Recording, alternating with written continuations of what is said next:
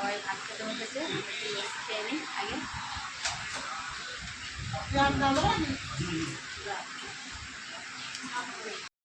চলে আসলাম বাপের বাড়িতে, আর মা রান্না বান্না করে বসে আছে, মানে আমাদের অনেকটাই দেরি হয়েছে আসতে। 12টার মধ্যে রান্না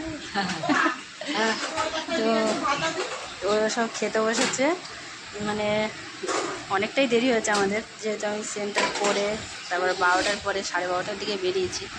তো এখন সবাই খেতে বসছে, আর আজকে শনিবার, আমরা খাবো নিরামিষ। আর এদিকে জামাইবু টাইবু রয়েছে, তো সেই জন্য আবার মাছ মাংস হয়েছে।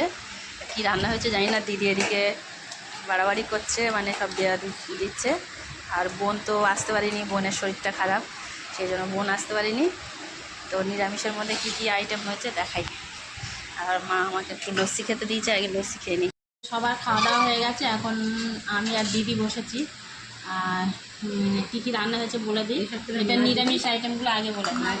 এই যে নিরামিষের মধ্যে একটু ভাজাভুজি হয়েছে, উচ্ছে ভাজা, পটল ভাজা, আলু ভাজা, সবারই খাওয়া হয়ে গেছে, শুধু আমি আর দিদি।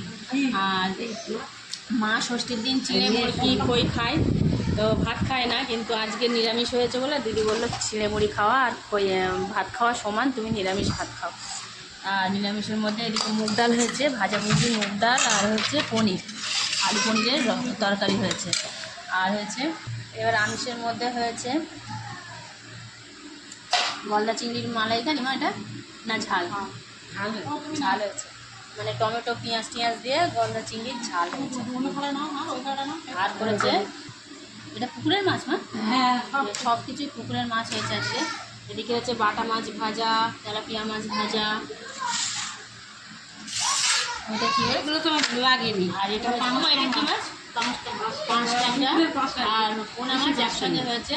সবাই খাবে না বলে অল্প করেই করেছে। আর এদিকে হয়েছে চিকেন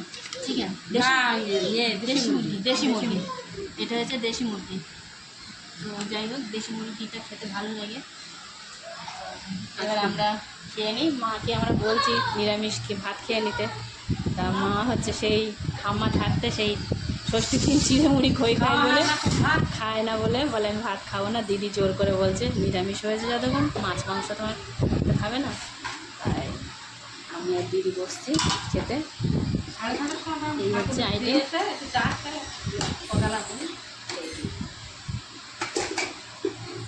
যেহেতু নিরামিষ আমি দুরকম সব আইটেম, সেই জন্য জামাই ষষ্ঠী স্পেশাল রান্নাবান্না সেরকমভাবে কিছু হয়নি, নর্মাল বাপের বাড়িতে যেমন রান্নাবান্না হয় সেরকমই হয়েছে। মানে খাসির মাংস কিছুই হয়নি। আবার কিন্তু আমরা সব চলে যাব, দিদিরাও চলে যাবে, কালকে দিদিদেরও কাজ আছে। তাই এবার জামাই ষষ্ঠীটা আসলে আমার বোন আসেনি বলেই ভালো হয়।